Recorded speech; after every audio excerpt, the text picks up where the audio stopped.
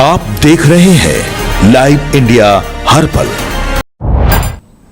नमस्कार, आप देख रहे हैं लाइव इंडिया हर पल। मैं हूं आपके साथ रेखा मिश्रा। कलकत्ता में बीजेपी की सरकार जो है उसका पहला विधानसभा का विशेष सत्र जो है वो शुरू हो चुका है और यह विशेष सत्र बेहद ही महत्वपूर्ण है शुभेंदु सरकार के लिए। यानी कि अगर हम विधानसभा के विशेष सत्र की बात करें तो इस विशेष सत्र के बुलाने के पीछे जो मुख्य वजह सामने आई है उसमें कहा गया है कि भाजपा सरकार का पहला विधानसभा सत्र जो है वो शुरू हो चुका है। मुख्यमंत्री शुभेंदु अधिकारी ने पहले ही कहा था कि कौन क्या काम कर रहा है और कौन विधानसभा में जा रहा है, इस मामले में पारदर्शिता होनी चाहिए। यानी कि गुरुवार को विधानसभा सत्र के पहले दिन मुख्यमंत्री ने घोषणा की कि विधानसभा की कार्यवाही का आम जनता के लिए सीधा प्रसारण किया जाएगा।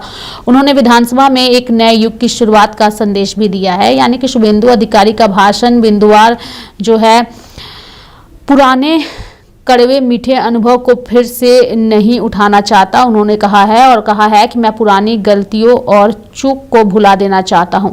विधानसभा अपने नियमों बहुदलीय लोकतंत्र के अनुसार कार्य करती रहेगी। यानी कि विधायक उपस्थित रहेंगे, विधायक प्रश्नोत्तर सत्र में भाग लेंगे। विधायकों की गतिविधियों के बारे में मतदाताओं को अंधेरे में रखा जाता है। मुझे उम्मीद है कि जनता की सतर्कता सुनिश्चित करने के लिए इस ऐतिहासिक विधानसभा का सीधा प्रसारण किया जाएगा। विधेयक, बजट, शून्यकाल सभी का प्रसारण किया जाएगा। हम नहीं चाहते कि किसी भी विधायक पर शारीरिक हमला हो। यह लड़ाई झगड़े की जगह नहीं है। हम जवाबदेही चाहते हैं, यानी कि भाषा के प्रयोग में शालीनता चाहते हैं। हम चाहते हैं कि विधानसभा संविधान को ध्यान में रखते हुए जो है आगे बढ़े। सुधारों की आवश्यकता है। मतदान अभी भी कागजी रूप में ही होता है। परिसीमन होने पर विधानसभा सीटों की संख्या भी बढ़ सकती है, इसलिए नया विधानसभा भवन के निर्माण के प्रयास भी किए जाएंगे। शुभेंदु अधिकारी ने ये बातें कही है और इसके साथ ही शुभेंदु अधिकारी ने यह भी कहा कि विपक्ष को बोलने का अधिक अवसर दिया जाएगा।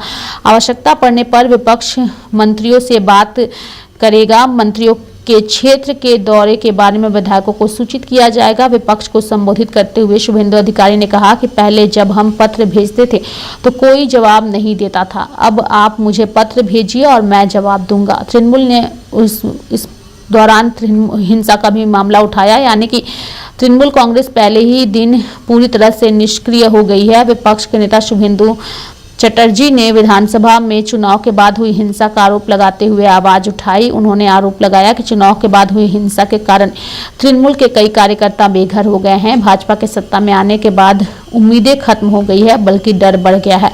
हालांकि मुख्यमंत्री शुभेंदु अधिकारी ने शोभनदेव के आरोपों को खारिज कर दिया है, बल्कि शुभेंदु ने चुनाव के बाद हुई हिंसा के संबंध में शोभनदेव द्वारा लगाए गए सभी आरोपों का जवाब दिया। उन्होंने आश्वासन दिया कि यदि कोई वास्तव में बेघर है तो भाजपा सरकार उसे सम्मान के साथ घर वापस पहुंचाएगी, लेकिन उन्होंने कुछ शर्तें भी रखी है।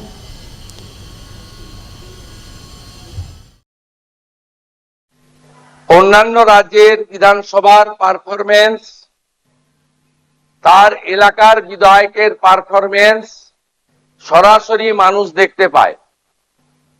आमादेर एई विधानसभाय विधायकदेर पारफरमेंस तारा आसছেন কি আসছেন না, तादेर जे उद्देश्य निये एलाकार जनगण निर्वाचित करेन तादेर दायबद्धता कतटा तारा पूरण करছেন কি করছেন না, एगुलो सम्पर्के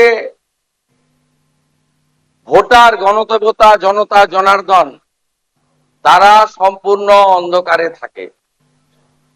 তাই আমি আশা করব মাননীয় অধ্যক্ষের নেতৃত্বে এই ঐতিহাসিক বিধানসভা যা 1947 সালের 20 জুন ডক্টর শ্যামাপ্রসাদ মুখার্জির নেতৃত্বে ভারত ভুক্তির প্রস্তাব গৃহীত হয়েছিল 58-21 ভোটে, সেই বিধানসভায় জনগণের নজরদারিকেও সুনিশ্চিত করার ক্ষেত্রে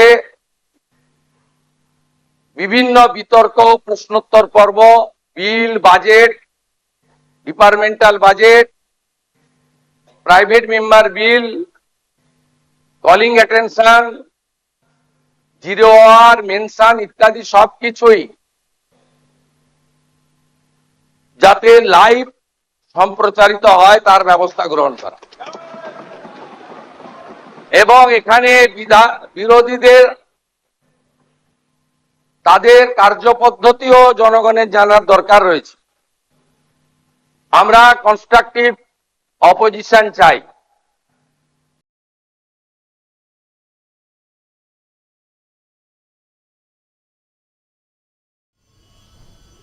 तो मेरे साथ फिलहाल अभी के लिए इस खबर में इतना ही। आप देखते रहिए लाइव इंडिया हर पल। नमस्कार।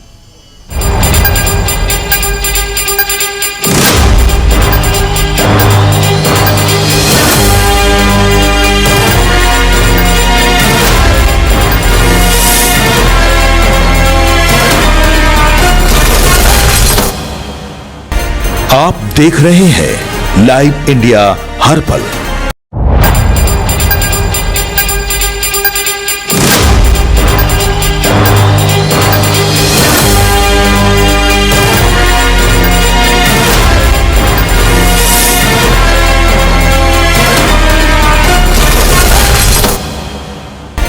आप देख रहे हैं लाइव इंडिया हर पल।